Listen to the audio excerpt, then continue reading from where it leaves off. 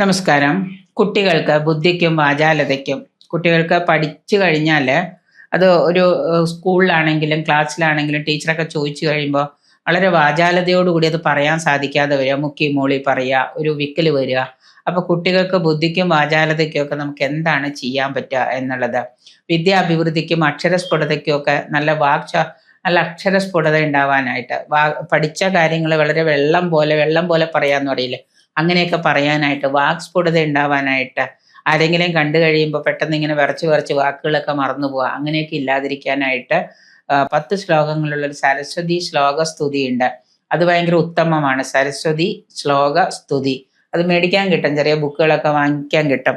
ഉത്തുംഗ പിന്നെ കുജ കുംഭ മനോഹാരിയായ സരസ്വതിയെ 10 ശ്ലോകങ്ങൾ കൊണ്ട് അത് ദിവസവും നമ്മൾ ഭക്തിയോടുകൂടി ജപിക്കുകയും, അതുപോലെ തന്നെ സരസ്വതിയുടെ കൊച്ചു വിഗ്രഹങ്ങളോ കൊച്ചു പടങ്ങളൊക്കെ കിട്ടും.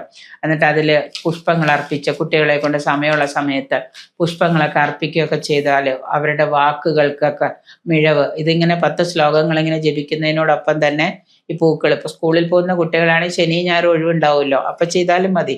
അപ്പം അല്ലെങ്കിൽ വൈകുന്നേരം ആയാലും വിരോധമൊന്നുമില്ല, അങ്ങനെ ചെയ്ത് മിഴവുണ്ടാകാനായിട്ട്. അപ്പം അവരുടെ ശബ്ദശുദ്ധി തെളിഞ്ഞു വരും, വാക്കുകൾ തെളിഞ്ഞു വരും, മന്ത്രസ്ഫുരണം ഉണ്ടാവും. ഭരദ്വാജ സ്മൃതിയിൽ എല്ലാം പറയുന്നുണ്ട്. അതായത് എല്ലാ പ്രാണികളുടെയും നാക്കിന്റെ തുമ്പത്ത് വാക്കിന്റെ രൂപത്തിൽ സരസ്വതി വിളയാടുന്നുണ്ടെന്നാണ് പറയാം. വാക്കുകൾ അങ്ങോട്ടും ഇങ്ങോട്ടും തെറ്റ് വരുമ്പോൾ നമ്മൾ പറയും സരസ്വതി വിളയാടിയില്ല എന്ന് പറയാറുണ്ട്. അപ്പോൾ അങ്ങനെ വരുമ്പോൾ എല്ലാ കണ്ണുകൾക്കും ഇന്ദ്രിയജ്ഞാനങ്ങളുടെ ഒരു പ്രവാഹമായിട്ടാണ് നമ്മൾ സരസ്വതിയെ വിശേഷിപ്പിക്കുന്നത്. അപ്പോൾ അതിനുവേണ്ടി ഈ പറയുന്ന കാര്യം നമ്മൾ ചെയ്യുകയാണെന്നുണ്ടെങ്കിൽ, കുട്ടികളെ കൊണ്ട് ചെയ്യിക്കുകയാണെങ്കിൽ ആദ്യം അമ്മമാർ കൂടെ ഇരുന്നിട്ട് കുട്ടികളെ കൊണ്ട് ചെയ്യിക്കുക. അങ്ങനെ ചെയ്തു കഴിയുമ്പോൾ സ്ഥിരമായിട്ട് ചെയ്യാൻ തുടങ്ങുമ്പോൾ കുട്ടികൾക്ക് വളരെ വാചാലതയും ബുദ്ധിശക്തിയും അറിവും അക്ഷരസ്ഫുടതയും വാഗ്വാണിയൊക്കെ ഉണ്ടാവും. അപ്പൊ എന്തെങ്കിലും പെട്ടെന്ന് ചോദിച്ചു കഴിഞ്ഞാൽ പറയാനായിട്ടൊക്കെ അവർക്ക് നല്ല കഴിവുണ്ടാവും, ഇത് സ്ഥിരമായിട്ട് ചെയ്താൽ.